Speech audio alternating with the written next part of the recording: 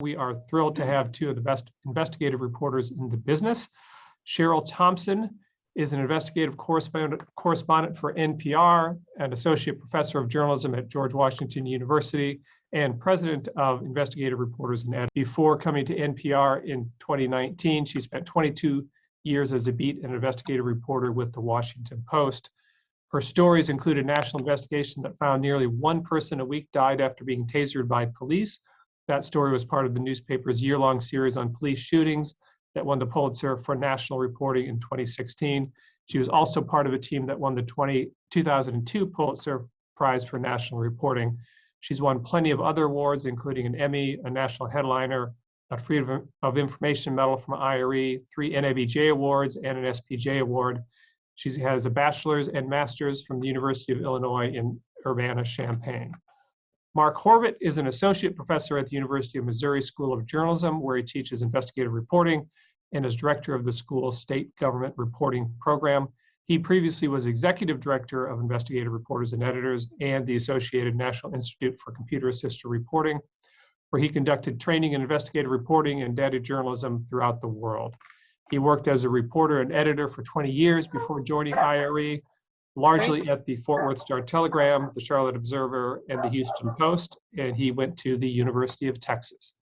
So I'm hook 'em horns. So I'm thrilled to have both of them here today, and we're going to hear from Cheryl first, talking about backgrounding businesses. Then we're going to have Mark talking about backgrounding individuals, and you can see from the chat that Mark has bribed one of his former colleagues to say something nice about him in the chat there. So I'm going to turn it over to Cheryl right now. So welcome, Cheryl. Thank you, Chris. I wanted to say good morning, everybody. You guys have this amazing, stellar lineup in the next few weeks. I was feeling inadequate, so I'll do my best here. So regarding backgrounding businesses, there's good news and there's bad news about backgrounding businesses. The good news is that there's tons of information out there. The bad news is there's tons of information out there, right? And so you have to check everything out. And as Bob Woodward once told me, trust but verify. That should be like a motto, trust but verify. When my NPR colleagues, Robert Benacasa and Joel Rose and I decided to look into companies getting government contracts to produce personal protection equipment, remember the PPE? We had to figure out which ones in this massive federal government database of companies to look at. So we narrowed it to those that got more than $1 million in contracts and created a spreadsheet to track it all. We included the company name, the owner, the contract amount, the number of contracts they got, whether there were lawsuits, campaign contributions, etc. Right? Staying organized. First slide, please.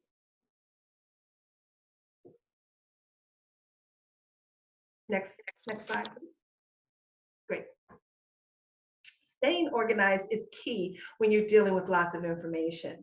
I thought the best thing was to focus on little known companies or LLCs, limited liability companies. You want to start with the basic company information, right? I know it sounds trite, but the address, its history, such as when it was created. I always start my research with a simple Google search, right? Or Google advanced search to see if anything has been written about the company or the person. I call it secondary sourcing. You can also set up Google Alerts by putting in the name of the companies, and anytime something is written, it will notify you. I'm doing that currently with a story that I'm working on, and I get these Google Alerts like probably more than I want to, but at least I kind of keep abreast of what's going on. It could have lots of good, and don't forget to check out the company website, right? Because the website could have wonderful information such as the location, a brief synopsis of what the company does. It will list executives and board members. Now, I also have access to LexisNexis, as I'm sure some of you do, which will give me those details and more. But that costs money. So if you don't have it, a Google search can give you similar information. I also search Facebook and LinkedIn and other social media to see if the companies have an account. You can do a Twitter advanced search too to see if folks are talking about the company. And remember to check out trade publications as well. One of the businesses I looked into was Secure Our Schools, which provides security consulting for schools and had never delivered PPE. So I wondered how they got a $2.8 million contract that was not competitively bid. I Googled the company and found the name of the owner, ran him through LinkedIn, and found that he is a retired federal law enforcement agent who spent nearly 3 decades with the ATF, the Bureau of Alcohol, Tobacco, Firearms, and Explosives. I covered the ATF when I was at the Washington Post, and so I still have sources in the agency. So I called one of them I knew would know about this guy because he was there so long as well, and I wondered possibly he might know about his company. I asked about his history with the agency, his reputation, what government connections he had that might have helped him get this contract to produce PPE, and things like that. So backgrounding a business is not just checking out records, it's finding people who know the company or person you're looking into, right? Next slide, please. I also ran the business through Zoom Info to get company contacts, number of employees, and revenue. That site also listed an address, city, state, and phone number. Watchdog groups can also be good sources of information, right? And industry associations always ask if they know of complaints against a company or if they can point you to others who could help you understand the company and its players, and if there are subsidiaries or foundations. Another company I examined, and I should back up, let me go back to the guy at the ATF. When I checked his LinkedIn, I also saw that he was a graduate of GW, where I teach. So then I went sleuthing because I teach there and I have friends there, and to find out more about the guy. Another company I examined was a Texas-based distributor. They got 2 contracts worth millions to deliver face shields, right? Remember the face shields that we're still wearing? I first went to the company website to learn about the company and its mission, but it was all so very generic. An independent company, right, that distributes medical products to the government. They have a passion for patients and are an industry leader. Well, that tells me a whole lot, right, about this company. Like not. So then I checked Dun & Bradstreet records, which gives you a financial overview of the company along with a business address, phone number, the type of organization such as minority owned, the number of employees, there was 1 listed, and last year's annual sales. I did a Nexus search to find the owner's name, then ran his name through bankruptcy records and found that he had filed for bankruptcy in 1994. I also found a lien in 2003 and a $3,500 state tax lien in 2019 in another state, Oklahoma. I also found that his wife's name is Nicole. She's a registered nurse, which may have helped his mom and pop operation get the contracts that totaled $20 million. Not bad for a company whose financials showed that he had a $341,000 revenue last year, or the year before, right? From 341 to 20 million, I want that job. Always check local and federal court records, right? Always check local and federal court records when you're backgrounding a company. Civil, criminal, bankruptcy, and tax records. You'll find so much information that you wouldn't necessarily know unless you did, right? Court records are like one of my favorite documents to delve into. I remember once, this is sort of an aside, I was doing a piece on a federal prosecutor who wound up dead in another state. And I was talking to people and they told me about a FBI agent who may know something about it. And so, but nobody knew his name, but he was involved in the trial. And so I went to the court and I asked for this case, and it was 7 volumes, right? But in those 7 volumes, which was, pretty dry, I found the guy's name. So court records can really be a gold mine to find things. Also, pacer.gov has federal court records. It costs, but it's definitely worth it. or you can access lawsuits via Law 360. It's a subscription-based legal news service. You can get a free 30-day trial subscription without having to fork over a credit card. It's law360.com. And besides Dun & Bradstreet for a financial overview of a public or private company, check sites like Hoover's. Next slide, please. Like Hoover's. .com or the Dun & Bradstreet, as we talked about. And then for public companies, check out Google Finance or Yahoo Finance and SEC filings. SEC, the Securities and Exchange Commission. An SEC filing is a financial statement or other formal record that public companies are required to file with the SEC. Another good site to check out public companies is the sec.gov/EDGAR. And EDGAR is a searchable database of public companies that lists all types of reports, where a company was incorporated, business addresses. I will say that that database can be a little boring to search unless you're really into financial reporting, which I am not. But it's a really good place to look. I used it for a story I did on companies that got the Paycheck Protection Program money, that PPP money that they're still doling out, that comes from the Small Business Administration. And they started handing it out last year to help small businesses meet their payroll and other expenses during the pandemic. I focused on one company that hadn't been reported, right? Because remember at the time when this money was being doled out, like all these big companies, like, you know, some of the hotels and one of the major MBA teams, they were getting this money, and it was really supposed to be going to small businesses to help them stay afloat. But so I focused on one company that hadn't been reported that got the money, and I found that they weren't struggling, right? In fact, they were hiring, the exact opposite of what the program was intended for. And I used the EDGAR database to help in my reporting on that company. So if you're looking into nonprofits and you want to see the money coming in and going out and what it's being spent on, a list of the officers and other details, then check out GuideStar.org. GuideStar is amazing. Now, GuideStar costs as well, but I mean, I can't tell you how many times I've used GuideStar to find out to find out who's on the board of these nonprofits and how much, if they're getting paid and how much, because they list the people with the highest salaries. And I did it once with a story right before I left the Post on charter schools, and found that charter schools were giving money for all kinds of things that were questionable.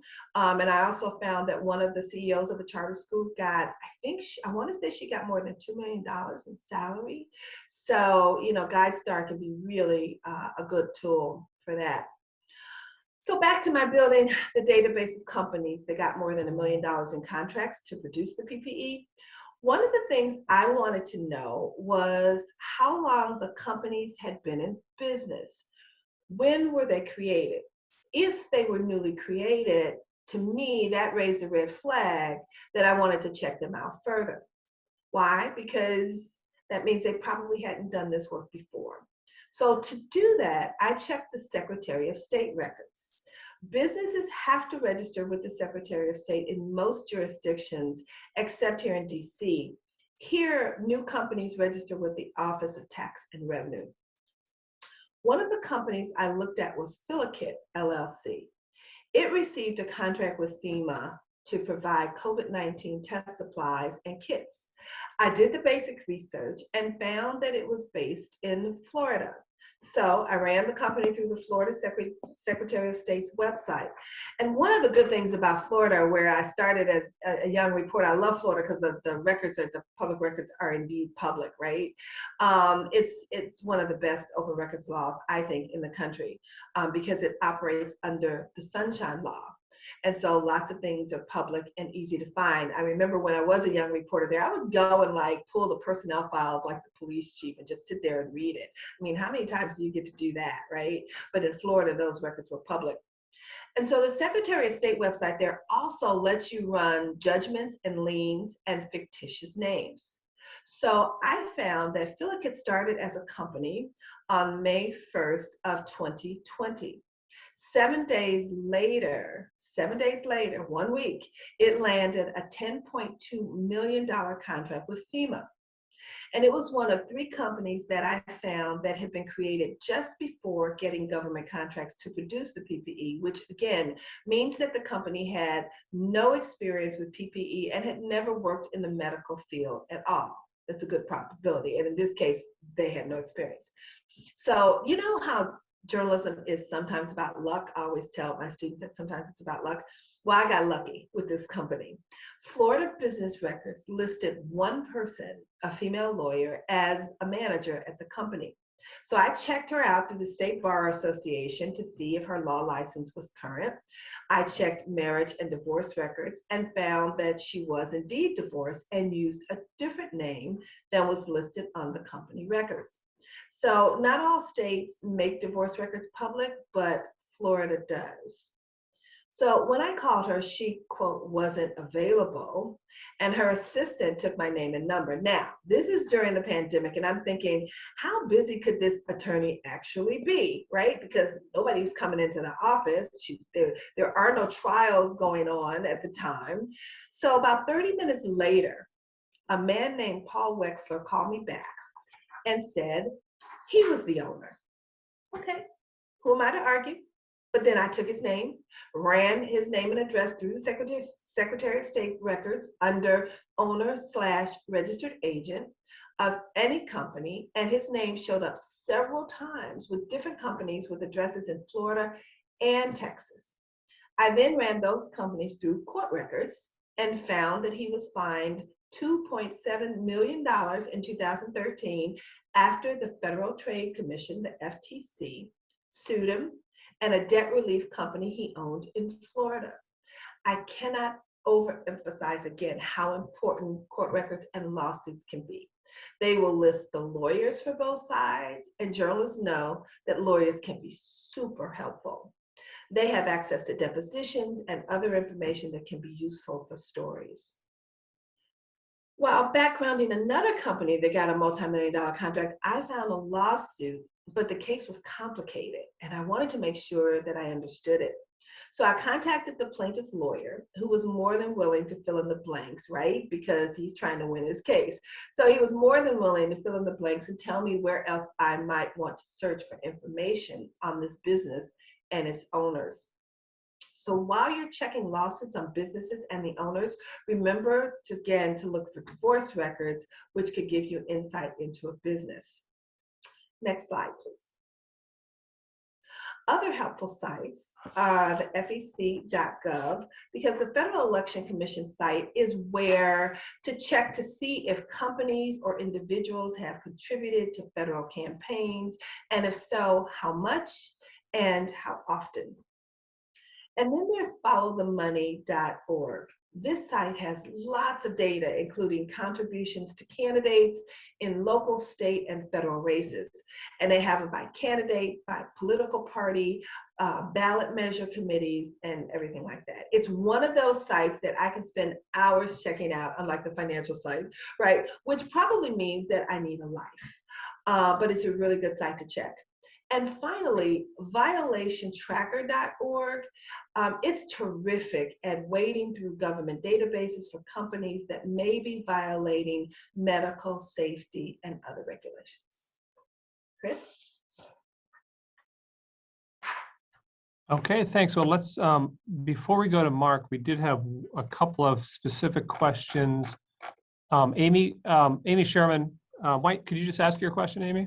Sure, I'm Amy with PolitiFact. You mentioned Paul Wexler, which sounds like a potentially common name to me. So I wondered if you could summarize what steps you took to make sure you were finding the correct Paul Wexler. So that's a really good question.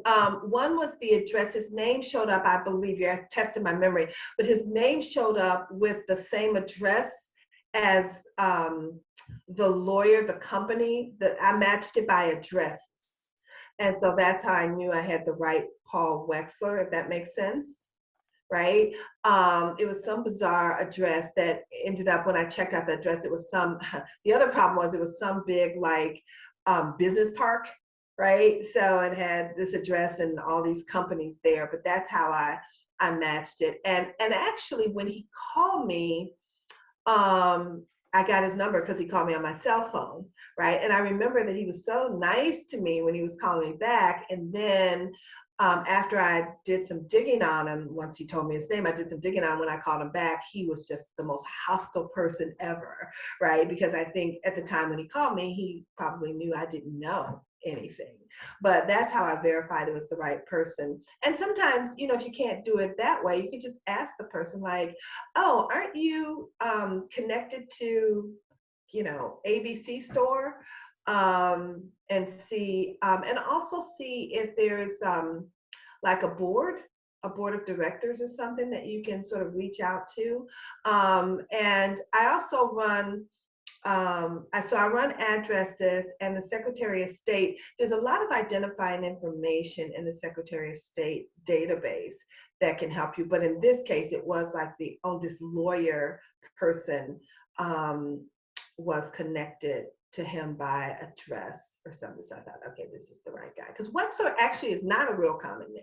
I really hate it though when somebody's name is, no offense, Chris Adams. Like, oh my God. That can be like so many. I mean, that's the frustrating part of what we do. It's like you got to make sure it's the right person. Like Cheryl Thompson, you know, like even with my W as a middle initial, it's still a common name. Mark Horvath, less common. So if I were to see a Mark Horvath, I go, yes, I can probably check him out, make sure I got the right person. So that's what I do. I just try to match addresses and run, you know, when you do a Google search, that secondary sourcing I was talking about earlier, you know, run clips because stories might give you some identifying information on the person as well. And photos too. I do Google images too. For those looking for Chris Adams, for a long time, what they usually got was Gentleman Chris Adams, the pro wrestler. Oh. But he died a little while ago. So we also had a good question from Rachana that led to a dialogue on the chat here. So Rachana, could you maybe just ask your question again? And Mark, could you give the answer that you gave? And then we can just kind of transition into your talk. Sure. So yeah, I just wanted to ask if I couldn't recall if there was any requirement for 501c3s, you know, to list who their donors are, you know, or any sort of transparency on that. So. Yeah. And so basically the answer is no. There is a form, and you can ask for it. There's a form that you have to fill out when you do a 990 as a nonprofit where you have to list your major source of funding, but that's one of the forms they don't require you make public. And so most nonprofits don't, but you can still ask for it. I can't remember what the attachment is, but I can find it easy enough. We used to have to do it at IRE. And then we also didn't make it public because we suck. I don't know why not. I mean, I don't know why we didn't call on the website anyway. It's Cheryl's fault probably. But probably. But then there was some other conversation just in general. I mean, there's lots of places you can look, and depending on what the nonprofit does, a lot of them, you can piece it together from different things. Some of them listed on their website, some of them listed on individual announcements they might have made over time when they're announcing a new program or something, and then they'll talk about who funded that. So there's ways you can piece together some of it, but like I said, the sketchier the group, the less transparent they're going to be. Yeah, and can I add something to that, Mark? Yeah. I saw somebody put a question as who do you ask for the forms? They have to file them annually. They're usually a year behind, aren't they, Mark? At least a year behind sometimes in filing. At least. Yeah, sometimes it can be worse. But you know, the reason I love the 990s is for a lot of reasons. But one is because it does list like the officers, the top employees, and you can run those names and see if they're connected to other things.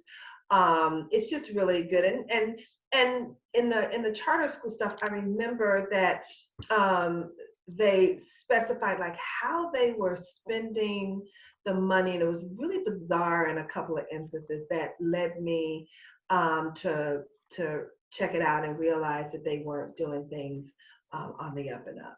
But I love 990s. They're just kind of, I think they're just kind of cool to read. But again, I probably need a life because I enjoy doing stuff like that. All right, so Mark, if you could just kind of dive into backgrounding people. All right, will do. So first of all, hey y'all, thanks for letting me join you guys. Nice to see a couple familiar faces in the Brady Bunch boxes here. It's cool. So what I'm going to do is I'm just going to give you, I'm going to go kind of quick and just to give you an overview of some sites. A lot of you will know some of them. Hopefully there's at least a few things here you don't. And then I'm going to send Chris a copy of this one-page handout I've got, which has all the links on it, so you can just use them if they're useful for y'all. I am going to share my screen. Just want to make sure you're seeing my screen now, a dog instead of the Yep, rest of see us. the dog. Who's your dog? This is Teddy. This is Teddy. Teddy. Yeah. Half Chihuahua, half German Shepherd, something to dwell on if I bore you with everything else. All right. So this is the handout thing, and this is what I'm going to give you guys. I'm not going to have time to run through all this stuff. And I update this a couple times a year.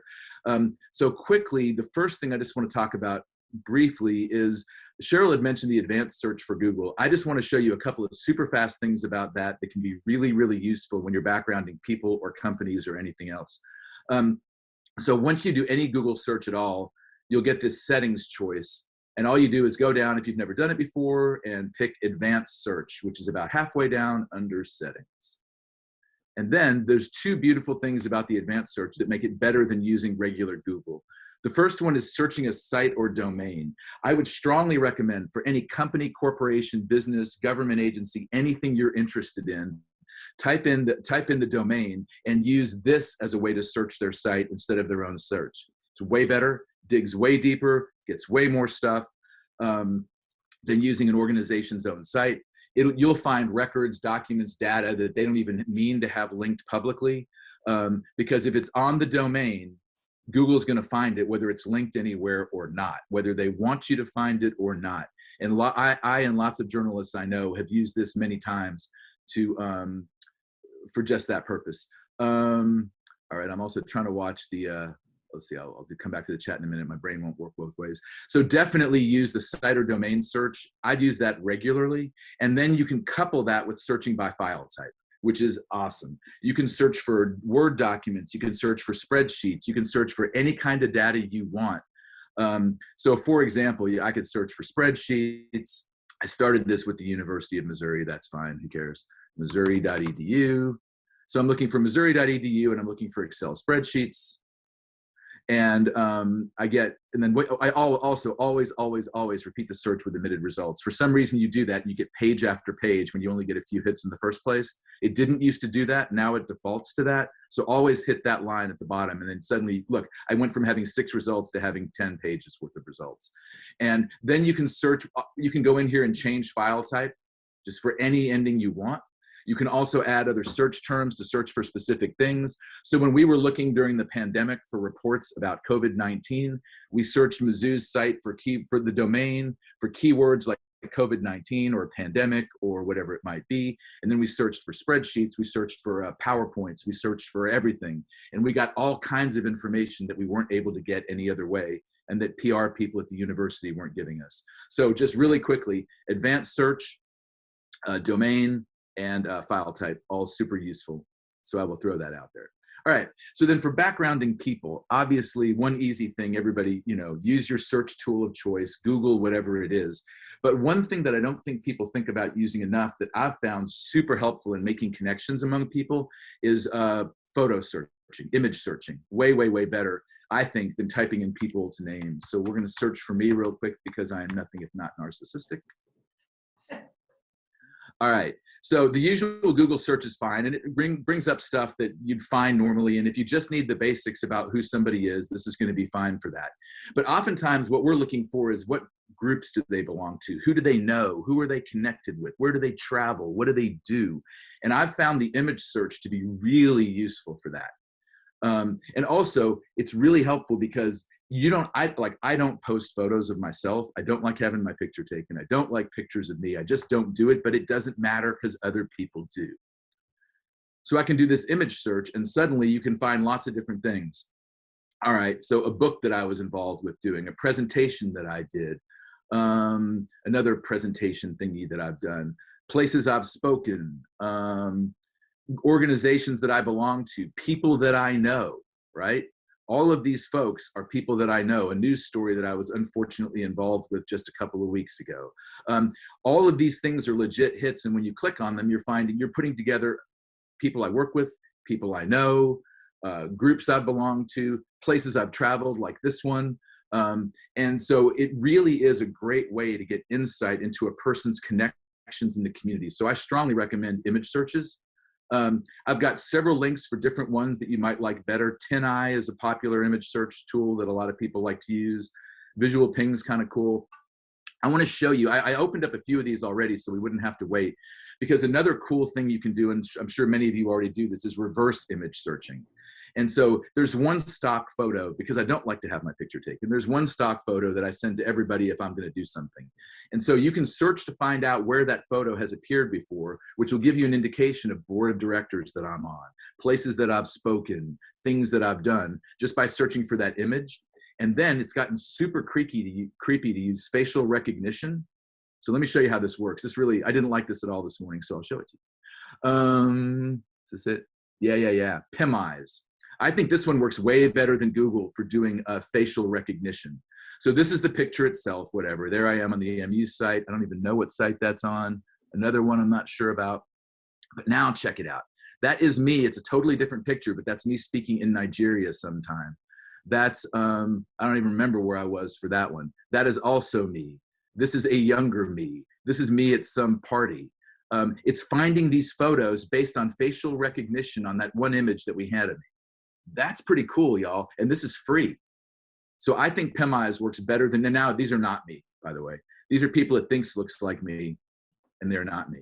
But so anyway, I find this, I'm gonna get this off the screen because I really don't like it. But the point is that if you're trying to figure out where someone's been, what they've done, image searching can often be better and can give you more social connections than straight up word searching on their names. And like I said, plenty of links you can use for that if you're curious. A lot of this stuff in here, not as relevant to what we're doing today. So I'm gonna let you have this if you want it, but it's not really specific to backgrounding folks. I'd opened up a couple of other sites. Let's just take a look. This, y'all, if you don't have access to LexisNexis, or you just want to save money, this cyber background checks is amazing for getting cell phone numbers. Oh my God. I used this just in the last couple months. I used cyber background checks. We got the Speaker of the House's personal cell phone number so we could track him down for stuff. We've gotten department heads, lawmakers, individuals who live in town. This thing is crazy accurate and crazy good, and it's free. It won't stay free forever, I'm sure, because they never do. But this is my absolute favorite for about the last year or two for getting cell phone numbers, addresses, and other things for people. Works great. So cyber background checks, if y'all didn't already know about it. There's a couple of others that are pretty good too, and they're listed on that handout. But this is definitely the go-to that I've been using and using with my students and stuff. Let me check the chat real quick here. See, it's chatterizing. All right, I will come back to that stuff. Cool. So cyber background checks, very cool. I'm not going to do it because, well, I can just do it fast if you want. There's Mark. There's Horvath. And like Cheryl said, I have an unusual name, so I'm not even going to bother with city, state, and all that. And here you go. That is my cell phone number right there. That is family members. That is my wife. That is my brother. That is my daughter. And if you go through and look at the details, you'll find out that what you're going to get from this search is a picture of the dome here at the university and the population of my town, if you give a crap. This is my cell phone number. That is accurate. This was a home number of mine. I don't have it anymore. That is actually creepily. This is the one that freaks me out the most. That's the home I grew up in Houston, Texas. I haven't lived there since 1982, and yet the internet still ties that phone number to me. How? Magic. My folks don't even live there anymore, so this number is useless. It just creeps me out. But anyway, this is a pretty useful site. It's pretty useful for finding relatives of people and other things too. So cyber background checks, cool. Flying along, family tree now, not bad for finding relatives of people at all. That is my full name, so that is correct. That is my age and year of birth, all correct. And these are all people I'm related to. All but one of them is accurate. I know who everybody but who Georgette A. Harrison is. I am not clear on her. Otherwise, wife, brother, daughter, dad, mom, son, nephew, sister-in-law, and niece. all accurate, all correct, all the right ages. So if you're looking for connections for people, this family tree now is pretty good, and it's also free. It's one of those genealogy sites, but you can look up anybody on them. It doesn't know that I'm looking for me. So if you're looking for relatives or connections, that one can be cool also. Let's see. Oh, I like this one. So this is a cool site for looking at, for using Twitter to find connections and people that, connections, groups, organizations, and things that people know. It's called FollowMe, FOLLER.me. And all you do is you type in someone's Twitter handle, as the kids say. That's mine, @MarkCorvid. It's very clever. I hit analyze. It thinks, it gathers, it goes to the Twitter machine. And there's a couple things I really like about this that we've used for stories and stuff. Cool. All right. At the beginning, who cares? Just the usual bio stuff anybody can get, doesn't matter. I'm not a big Twitterer, that's not really the point. But here's where it starts to get good. These are topics and hashtags that I use a lot, which can give you an idea of organizations I might be involved with, things I do, people I work with, and then this is gold. These are either people who have mentioned me or people who I mentioned. So if you're trying to find connections to people you could direct message on Twitter who might know somebody, organizations like Reveal or IRE or Mizzou, Vox, whatever it might be, the Midwest Center. These are all things AAJA, I've done a lot of work with those guys. This gives you groups I've worked with. It gives you people that I know and that mention me or that I mention the most. And I think this is a spectacularly cool way to find people's connections and stuff on Twitter. So that is what I like FollowMe for the best. A little less useful, but it also shows the time of day someone tends to be most active on Twitter. So if you're trying to reach someone with a direct message, you can see how accurate this is. You can give it a shot. You never know. And also, if I had any personality whatsoever, it would show you, and clearly I do not. All right, let's see what's up next. I like this one too. This is a newer one that I haven't used that much, but I like this one a lot. So this is just me looking up a local lawmaker. He's our state senator. And so what you find is at the top, you'll see, this is called Social Searcher, I guess. Which one is this? Yeah. Again, on the handout, I'll show you in a second. The top is okay. It's really just grabbing tweets, which this dude's been mentioned in, and I got a little bit out of it. It was all right. It's a fast, nice way to find either tweets that the senators put out or that the senator's been tagged in, and that was pretty useful for the last week or two of the legislative session. But when you go down farther, it goes back in time, and it gets really interesting. Like, so Caleb Rowden is our state senator, whatever. What you find if you go down far enough is you'll get pictures of his previous life when he used to be a singer in a Christian rock band. And so we get the name of his band. I can see who he was playing with. Here he is doing a thing back in 2012 when he was first running for office. If I want to go back and see what he was saying. Here's some studio blog he did when he was in Seattle recording some album. And so I find it a really cool way to go back in time on various social media and find out connections for people, history for people, groups they might have been involved with. So I find this one to be pretty useful too. And it's free. Everything that I am showing you is free because free is good. This is just a great site to bookmark, and I'm gonna stop in a couple minutes because I know we wanted to leave time for questions. Paul Meyer is a great, great journalist who does this kind of stuff for a living for the BBC, and this research clinic is his website, and you should just bookmark this thing. Some of it's up to date, some of it's not. Some of it's better for Europe, and some of it's better for the good old US of A, damn it. But this is a great site, and Paul is a great resource source. And I also have this link on the handout too. So, and then there's them pictures again. So again, I am going to share this with you guys for whatever it's worth. It's got lots of all the links we talked about and everything on it, plus some other stuff. And now I think I will stop sharing my screen and we can open this up for conversation. So Mark, just a question on that research clinic site. Yeah. So if you can maybe go back to that or just tell us what sorts of things are we going to find there? Sure. I'll go back for a sec. The internet, hold on. See, I keep moving everybody's pictures around on my screen and they block other things. You'd think after a year and a half of Zooming, I'd have my stuff together, but clearly I do not. So you'll notice it's organized in different ways. There's social media searches, there's finding people, there's image and reverse searches, some of the same stuff that I showed you is on here, plus lots more. Domain tools, which I have on my sheet too, but we didn't do. Mapping and satelliting, verification, business research. It's really pretty great. And like I said, some of the links do get out of date, but I'll come here a couple of times a year and look for cool stuff I didn't already know about. He also does include pay sites. There's no differentiation between what's free and what costs money, but it's just a good place to explore. And what I do is I look around, I keep the ones I like, and I don't worry about the ones that I don't. Okay, thanks. So we got plenty of time for questions. If you want to raise your hand, we also have some left over in chat. Let me just go through some of those. Let's go to Alex first, and tell the speakers where you're from also. Hi, Mark. Alex Lacasse with the Portsmouth Herald up in Portsmouth, New Hampshire. Just curious, I mean, maybe you haven't gone this far with Social Searcher yet, but do you know if that captures deleted social media posts that's ever been posted, or if you delete it, will it be deleted off this? So most of these sites, and I have several other Twitter search tools that are on that handout too, none of them are supposed to find deleted things, though occasionally they still do. It's not supposed to, though. The good thing, though, what I've found, like with that stuff from Senator Rowden, is stuff that he posted in 2012 or 2009, on Twitter, you don't think you have to remove it because the waterfall just keeps going. So many people don't bother going back and don't realize stuff never disappears. So we found some really good, useful stuff.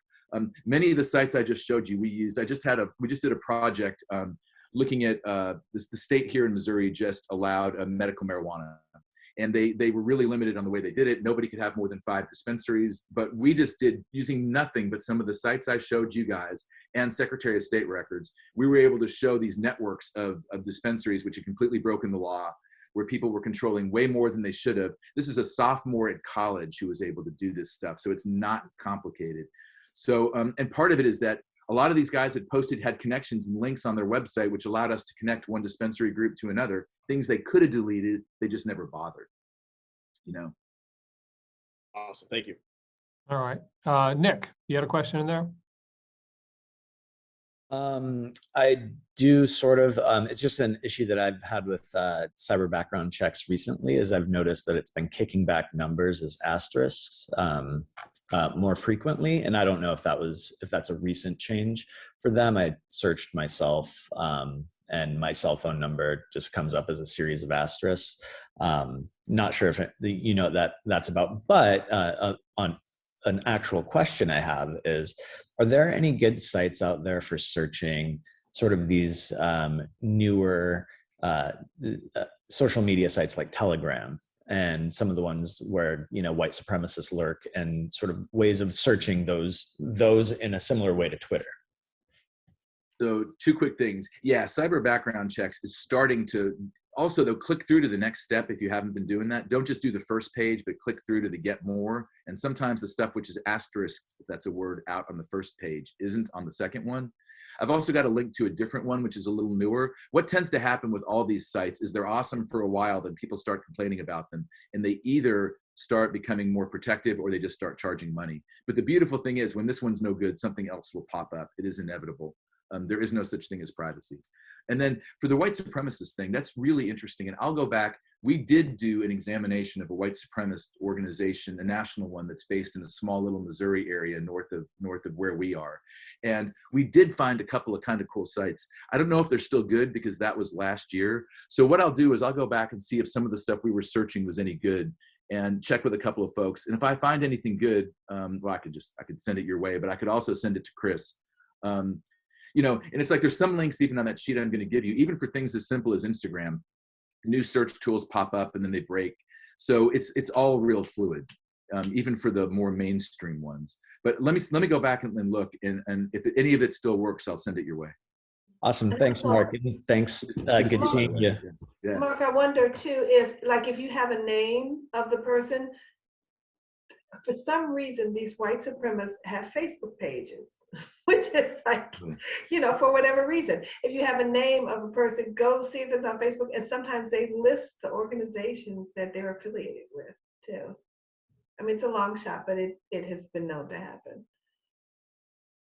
which is why some of them have been arrested for January 6th. But yeah. So one question, Mark, you said that there's no such thing as privacy anymore, which is true. But I'm curious, a lot of these sites that you have right now, if somebody is very concerned about their privacy, are there are there steps that they can take to try to remove themselves from these various sites? I mean, yeah, there are some yes, some no. Like the Google thing, just no. And I'm not joking when I say that I don't post pictures of myself. I just don't. If I've ever posted a photo of myself, it was a mistake. But I don't have any control, and you can't get that stuff taken down. There are some, there are some sites where if you know what you're doing as a business or as an individual, you can get yourself removed from the database. But it just tends not to be very effective because, like we were just saying, I update that sheet a few times a year because one site goes away and 2 more pop up that do the same thing. And then something else disappears and somebody else produces something else that'll work. And that's why keeping a site like that Paul Myers site that I mentioned bookmarked is a good idea. Because since Paul does this training for a living, he's constantly looking for the next thing. So even if you get yourself removed from 1 or 2, it's only a matter of time before you pop up again on something else. At least y'all may know differently, but that's what I've found, We had a question a little bit ago from Danielle. You just want to ask that, Danielle? Yeah. Sorry, I was having Wi-Fi problems and I guess I sent it kind of late. I was just wondering regarding our earlier conversation, Cheryl, like around community foundations. We had a big story probably like a year or 2 ago. There's a major foundation in Charlotte, the Foundation for the Carolinas, and they, were funneling money basically to this anti-immigration group. And I was just wondering how granular you can get in like the reporting on nonprofit foundations. Like, can you look at where they're then funneling the money that they get, to like other groups? Because basically they kind of manage these donor funds for people. I don't know if that makes sense, but I was just wondering like if there's a way to see, all of the recipients of their money basically. So I'll let Mark chime in too. I think there's I probably take the long way around things, right? I will, run each person and see again if they're connected. They gave campaign contributions to, certain people, or if they're affiliated. I just run the names, and there's probably a quicker way to do it, Mark. But I tend to just try to turn over every stone. And like if I saw Mark Corbett on a nonprofit, I would take it, run it, and it goes, oh, he's with the University of Missouri, but he wasn't always there. What did he do before? Has he contributed to a campaign? And if so, whose campaign? And this person that he's contributed to, do they have? I did that with a politician once and found these companies that were created just for this guy's campaign. And when I started looking into the companies, running the companies, then I found out that they weren't legit. So I do everything sort of, I go the long way around, but Mark may have a shortcut. Well, yeah, just real quickly, it's not a 990, but it's 990-like form that foundations have to file with the IRS. And you can also get those on GuideStar. And yes, they do list who they're making grants to. There's attachments, like when you look up a United Way Fund, there might be 30 pages of who they make grants to. So I don't know what the cutoff requirements are or if there are minimum amounts for money, but the first thing I do is grab the form. You can go to GuideStar and look for it if you want to, but grab their form and go to one of the attachments towards the back, and they should list who they're making they should list who they're distributing money to. They don't have to list who's giving them the money to distribute, but they do list who they're making the grants to. Yeah, if they're legit, they usually do. Sometimes not, depending on the org. But call and request it, because if it's required, if they didn't, the IRS doesn't do anything, right? You can follow the rules, you cannot follow the rules. It doesn't matter. They're never going to come after you. They take what you give them. But if you flag it and you go after the organization or call their legal person, you might be able to get that even if they didn't initially attach it. So. Okay, we had a question from Amy Sherman. Could you just go ahead and ask that verbally? Yeah, it was to Cheryl. You had mentioned you had a beat before where you knew people at ATF, so that was useful to you. So since we're all reporters covering DC, but we're not in DC, when we don't have those contacts at the federal agencies, is there anything we can do to get something beyond just being routed to the PR person? I mean, you can call the person directly. Like I could have called this guy directly, but I was like, okay, he's going to tell me what he wants me to know if he talks to me. I try to go, I don't like flags. I shouldn't say that because this is being recorded. That's not what I meant. I don't like having to deal with them because they're going to give you, the standard line. I would try, if somebody works for a particular department in ATF, I would maybe call that department directly and see if you could get somebody. I mean, you know, it's just developing sources.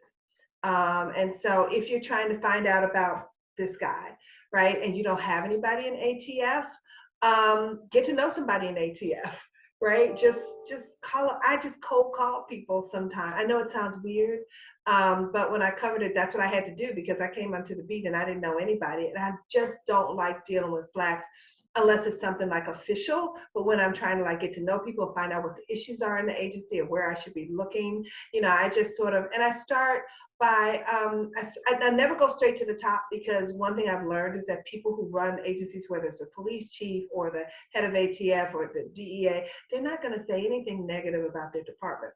But you want people who are sort of, you know, not like, like with the DC Police Department that I covered. I came in and I got to know detectives, right? Because they're on the scenes of homicides. The beat people don't know anything. They're street cops. They don't know what's going on. But I got to know investigators, detectives, and like people below the chief, because I knew the chief wasn't going to tell me anything. And so that's, I'm probably babbling, but that's my suggestion if you don't want to deal with the flack. Or sometimes a flack can be really helpful. I will say that there's a woman at, oh gosh, when I was doing the PPE stuff, there was a woman at the SBA. No, she's not I can't remember the government agency now. She was the flack. She was so helpful. I was just like, who are you? And like, what? I mean, she was responsive. She was straight up. You could try flacks, but, you know, and see where you get. But most of them, you know, they're not going to tell you what you really want to know. But this woman did. So what Cheryl is telling us is that out of the thousands of public relations officials in Washington, there's one who's helpful. There's one, and she's very good. Yeah, and she's still in her job. She was absolutely doing it. And it was so refreshing, you know, because I'm like, Yeah. what? And like, she wouldn't get back to me right away. And I would like nudge her a little bit and have to nudge her. But she would always, I nudged her a lot, but she would always come through.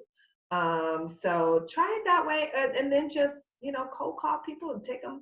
You know, I know now that we're sort of coming out of this pandemic, hopefully people can get back to having coffee and tea and lunch, and you can, you know, develop sources that way. Because a lot of people too, if you don't know them, are hesitant to talk to you on the phone and give you, because they don't know you, right? So you have to sort of go that slow route. Okay, we have a question from Rachel. Why don't you go ahead and ask that, Rachel?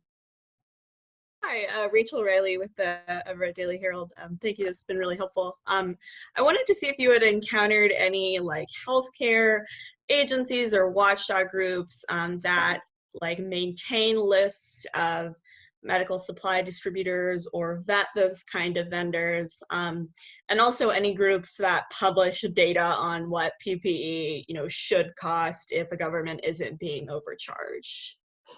$20 million, I think they would be an overcharge just a bit, but there's a federal database. It's the federal, oh gosh, I can send it to you. It's a federal database that has all of the companies, and then you could probably run it by categories, right? You could sort it by category. And also, if I remember correctly, I think ProPublica maintains it, and you can search it. And I think they do now, and you can search it by you could type in like healthcare, right? And the company should come up, but I can check that for you. And it's called the FD. I'll send it to you. Do me a favor, put your info in the chat. Sounds Also, good. Thank you very much. I'll look it up as soon as we get off, and I'll send it to you. For what it's worth, a lot of states are keeping public databases of what they're buying and what they're paying for stuff. So if you want to look around and see what other places have been paying for comparable things, that can be a way to do some comparison work too. So we have just a couple more minutes. If there's any other questions out there, raise your hand, but let me just ask a question to the both of you. Cheryl touched on this a little bit ago, but when it comes to investigating an entity or an individual on what's potentially a negative story, you know, it could be a company, it could be an individual, it could be a nonprofit. When in the process do you go to them? I mean, essentially, do you go in the front door and start asking them all those, asking questions from up front, or do you do a lot of research and then only come to them later in the process? I know it's got to be different by whatever story, but Do you have general guidelines on that? So I do. I always believe that you should give people plenty of time to respond, because the one thing you don't ever want them to do is to come back and say, well, I would have answered the question, but you didn't give me enough time, right? So as to when, you really have to use your own judgment, because it does depend on the story and it does depend on the information that you've gathered. Like, I never ask a question I don't already know the answer to, because that's the only way I'm going to know whether somebody's being truthful. And so I will give people a couple of weeks to answer something, but usually no more than that, because I figure if you can't get back to me in 2 weeks, then you really weren't planning to get back to me. And I don't tip my hand, like the one thing I've always hated as a reporter is when people say to me, government agencies, put your questions in writing, right? Because it's like, oh, right? But you can put your questions in writing and it can serve your purpose in a couple of ways. One, I don't put every question in writing. I just put some, right? And you save your real tough questions. But then the other reason is they can't come back, the person you're writing about afterwards, the institution, the issue, or the individual, and say, well, I didn't know what this story is about. Yeah, you did, because here are the questions. So there's an advantage to that, but I used to hate that. I remember when I was investigating Howard University Hospital at the Post right before I left, and the story came out, and I remember the president would not talk to me, just would not. And I made like 6 attempts at this guy, right? And there was a reason I made 6 attempts, because then I could say in the story, right, that I've been over backwards for this guy. And then finally he was like, well, put your questions in writing. And I sent like all these questions. And then he was like, no, I'm not going to respond. But then he couldn't come back. I mean, I remember what he did was he went to Marty Barron and said, call her off. Like, and Marty, to Marty's credit, his response was, then maybe you want to talk to her. Right. And so that was, so now the guy couldn't come back and say anything, because I was fair with him. I always believe in being fair to people, right? Because the information you've got and the things that you've uncovered, that's not going to change. It's still there. And so you got to be fair to people. You don't ever want to think that people to think that you're being biased or unfair. And so, because credibility is all we have in this business. And so I give people 2 weeks, unless it's something that just broke, and you've got to get this out, then you don't have a choice. But when you're doing a longer piece, I give them time to respond, because you want their response, right? Okay, Mark, any final thoughts on that? Yeah, just real quick. I'm sure everyone here has their own approach, but I think we make a mistake when we wait too long to approach people. If you start making calls and you're rooting around, people are going to hear about it, and then it looks creepier, and it starts everything off on a situation with a lack of trust. So typically, I think, get all the things that you need to get first, all the documents and things you can get to have a base for what you need. And then I think it's pretty smart just to reach out, and you don't have to ask everything the first time, but making that connection is better. It makes it look like you're being more upfront. It makes it slightly more likely they'll speak to you throughout the process. So we all think that we can creep around to like 24 hours before the story runs, and they'll never know that we were looking. And if you're making the right calls and doing the right things, they know, Yeah, right. no, that's true. I was going to add something, but I don't have to. I see we're out of time. Okay. All right. Well, I want to thank both of you very much for giving us all your time and expertise. Cheryl and Mark are great reporters and great teachers. So thank you very much for helping our fellows out. Thanks for having us. You guys have a great time at this. This is a great opportunity for you guys.